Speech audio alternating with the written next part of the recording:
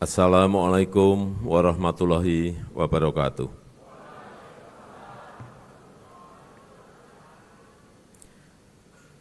Adil Katalino, Bajuramin Kasaruga, Basengat Kajubata. Jawabannya apa? Alus. Arus. Artinya apa?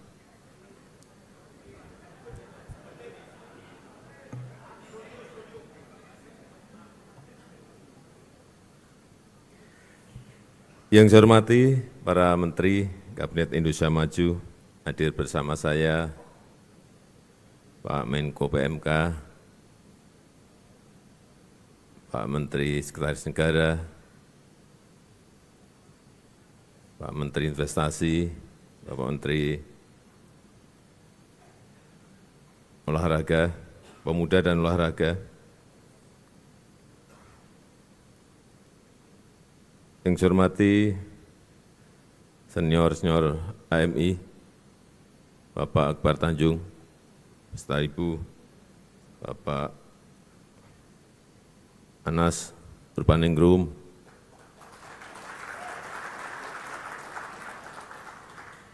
juga Bapak Osman Sabta Odang. Beliau ini tokoh besar di Kalimantan Barat. Kalau lupa disebut, bahaya. Bisa enggak pulang saya. Yang saya hormati Panglima TNI beserta Kapolri yang juga hadir pada malam hari ini, seluruh Forkompinda Provinsi Kalimantan Barat, Gubernur Provinsi Kalimantan Barat, yang saya hormati Ketua Umum PPAMI Adinda Raihan Aryatama, juga Ketua Umum Kohati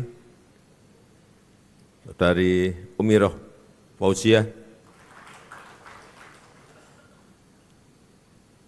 dan seluruh jajaran pengurus pusat dan daerah HMI serta Kohati se-Indonesia yang hadir pada malam hari ini, seluruh tokoh masyarakat, tokoh agama yang saya hormati, hadirin dan undangan yang berbahagia.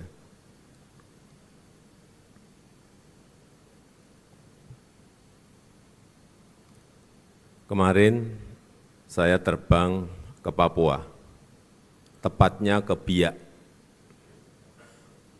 Di sana ada acara sel Teluk Cendrawasih.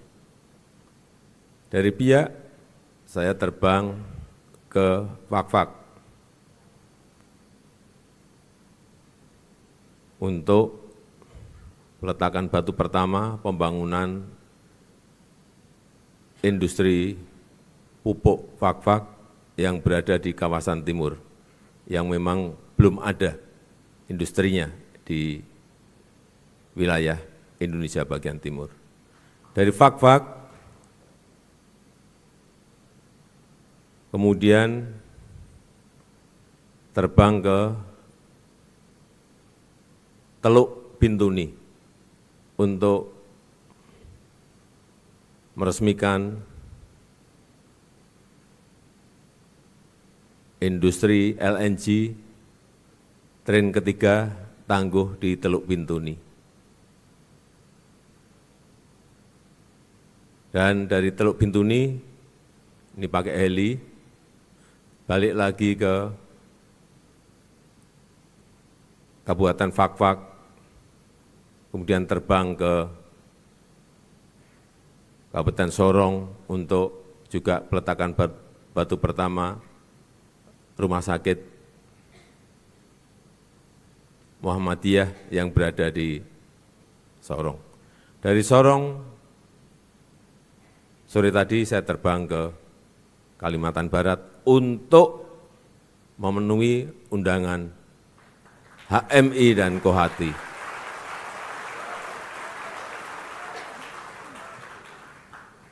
Capek enggak? Ya itu memang tugas presiden seperti itu. Memang 2 minggu ini sangat padat sekali. Dimulai di 11 November, saya terbang ke Saudi Arabia, ke Riyadh saat itu untuk memenuhi undangan KTT luar biasa dari OKI, Organisasi Kerjasama Negara-Negara Islam, dalam rangka Gaza Summit, khusus berbicara mengenai Gaza. Yang dihadiri oleh 57 negara-negara Islam, semuanya hadir dan semuanya sama. Yang disampaikan sama, mengutuk Israel, segera menghentikan perang, segera gencatan senjata, dan bantuan kemanusiaan agar dibuka lebar-lebar, karena belum dibuka lebar. Awal-awal baru 5, 10, 15 kontainer yang diperbolehkan masuk ke sana lewat pintu gerbang di Rafah, dan bantuan kita ke Al-Arish di Mesir terlebih dahulu. Tetapi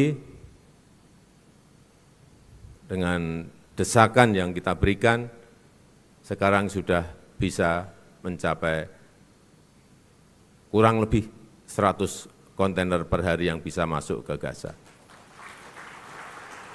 Yang dibutuhkan kira-kira hampir 500 kontainer per harinya.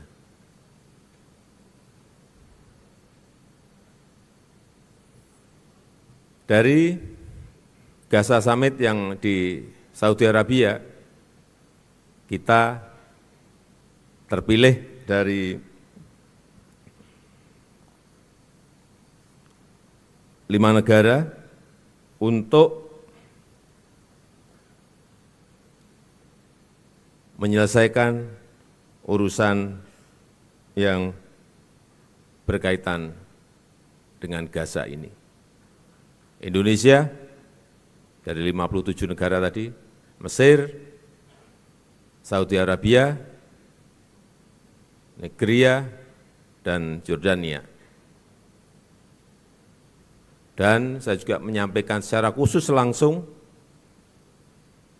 ke Presiden Joe Biden mengenai hasil-hasil yang ada di KTT di Riyadh tadi.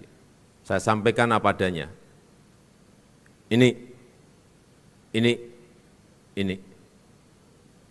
Karena memang kuncinya ada di sana.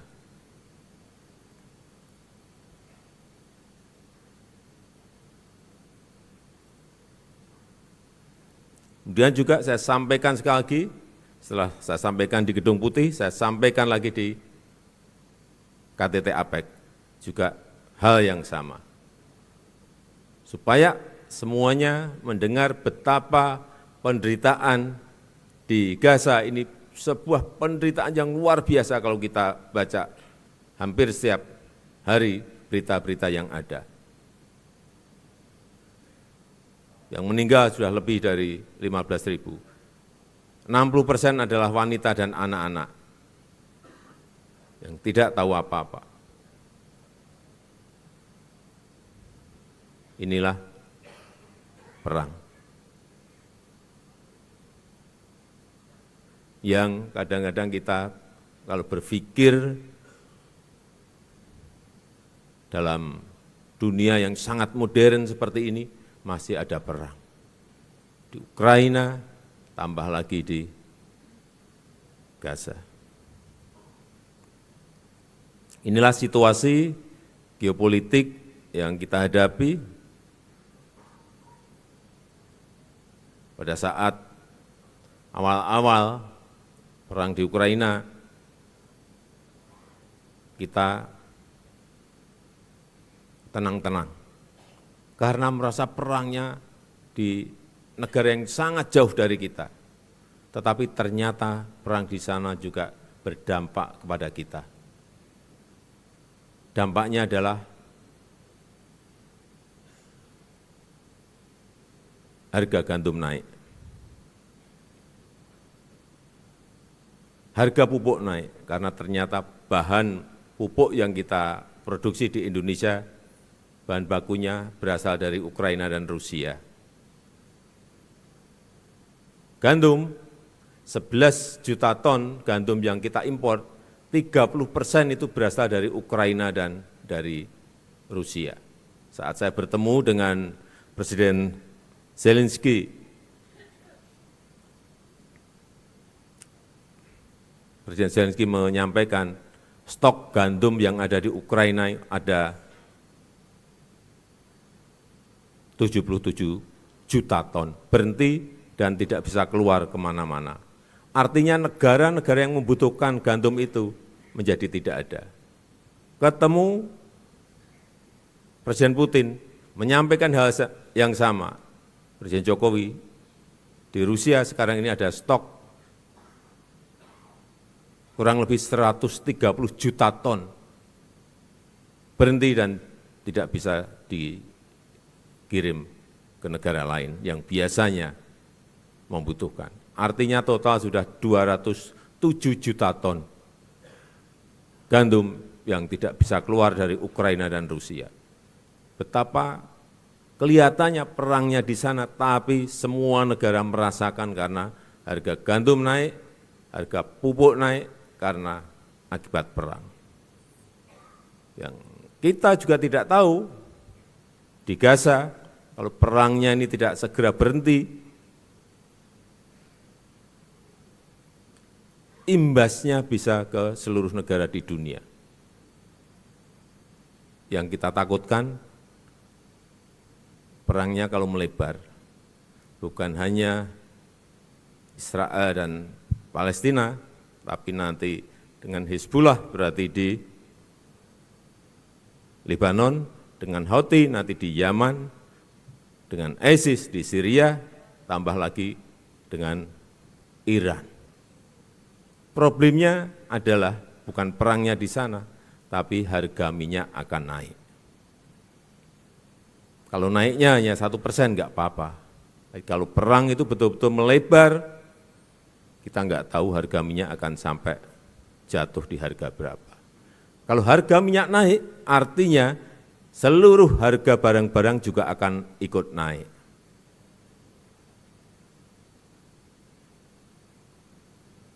Kalau harga minyak naik di sana, berarti di sini harga minyak juga pasti akan ikut kita naikkan. Dan biasanya HMI pasti demo.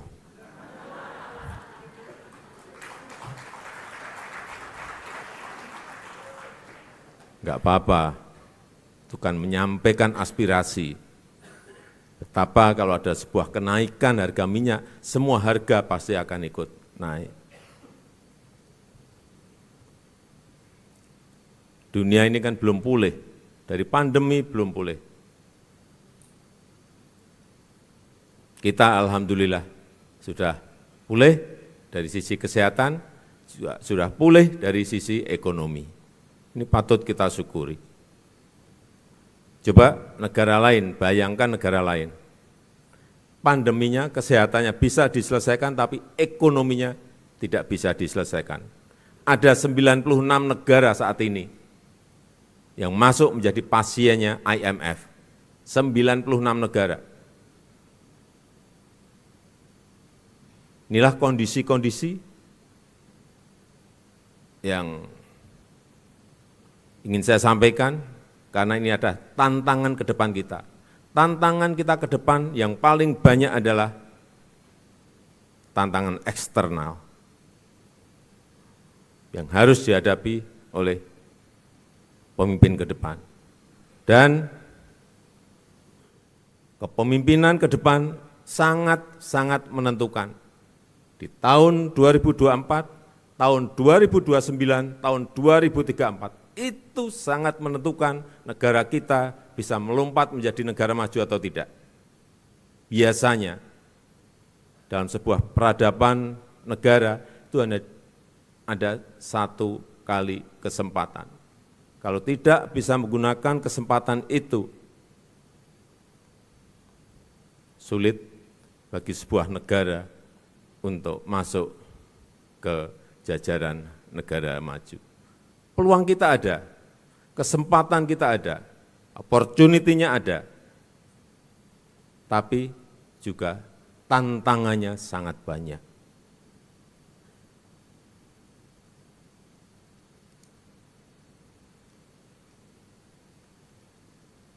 Negara-negara di Amerika Latin, tahun 50-an, tahun 60-an, sudah menjadi negara berkembang. Tapi sampai saat ini, masih tetap menjadi negara berkembang. Bahkan ada yang menjadi negara miskin. Inilah yang kita tidak mau. Kesempatan yang ada, peluang yang ada harus kita manfaatkan. Dan saya melihat, senang saya kalau melihat optimisme dari kader-kader HMI dan Kohati dalam menatap masa depan negara ini ke depan, seperti tadi yang disampaikan oleh Ketua Umum. Senang, memang harus yang muda-muda ini harus optimis.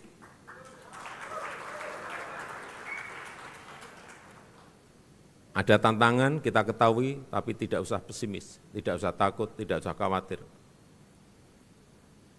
Optimisme perlu, tetapi juga memang perlu realistis.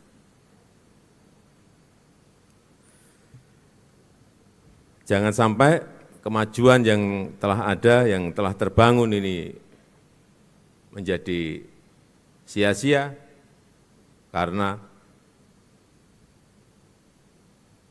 perpecahan, karena kesalahan kita dalam memilih pemimpin, sehingga sering saya bicara bolak-balik, hati-hati memilih pemimpin. Tapi semuanya kita serahkan kepada rakyat karena yang punya kedaulatan adalah rakyat. Siapapun yang Bapak, Ibu, dan saudara-saudara pilih, itu adalah memang kehendak. Pertama memang kehendak Allah, yang kedua memang kehendak rakyat. Mau memilih Pak Anies, silahkan. Mau memilih Pak Prabowo, silahkan. Mau memilih Pak Ganjar, silahkan.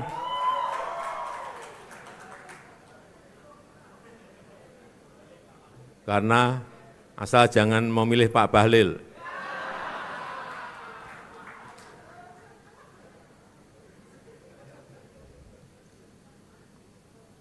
Karena semuanya nanti akan ditentukan oleh rakyat di 14 Februari yang akan datang. Oleh sebab itu, sekali lagi saya berharap HMI dapat selalu aktif mengawal perjalanan sejarah Indonesia, menjaga persatuan dan perdamaian bangsa menuju Indonesia maju yang kita cita-citakan. Yakin, usaha sampai. Dan dengan mengucap Bismillahirrahmanirrahim, pada malam hari ini secara resmi saya buka Kongres Mahasiswa Islam HMI ke-32 dan Munas Kohati ke-25 tahun 2023. Terima kasih. Wassalamualaikum warahmatullahi wabarakatuh.